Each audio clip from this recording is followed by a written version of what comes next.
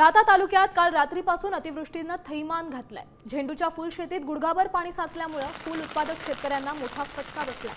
दसऱ्याच्या तोंडावर हातातल्या पिकांचं नुकसान झालंय। तालुक्यातील रस्ते हे पाण्याखाली गेले असून अनेक गावांचा संपर्क तुटलाय। प्राथमिक अंदाजानुसार पूर्ण तालुक्यात 100% नुकसानीचा धोका आहे। आपण पाहू शकतोय अक्षरशः बहरलेलं हे फूल सध्या पाण्यात गेलंय। झेंडू शेती पूर्णतः पाण्यात गेली आहे। खरं तर हा सणासुदीचा काळ आहे। या फुलांना शहरांमध्ये आणि गावांमध्ये पण मोठी मागणी असते आणि या उत्सवाच्या तोंडावर सध्या राहता तालुक्यात अतिवृष्टी झाली आहे आणि त्यामुळे ही झेंडू शेती पूर्णतः पाण्याखाली गेली आहे।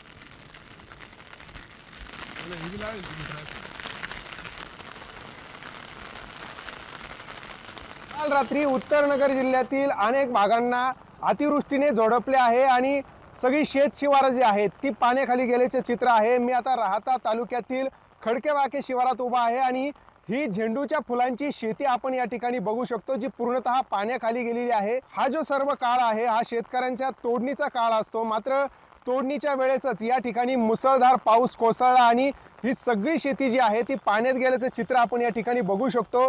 शेतरस्ते देखील शेतकऱ्यांसाठी बंद झालेले आहेत।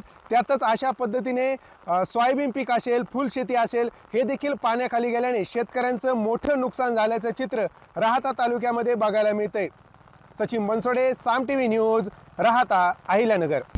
आता isakal.com आहे देशातील नंबर 1 ची मराठी न्यूज वेबसाईट। प्रत्येक अपडेटसाठी isakal.com ला नक्की भेट द्या।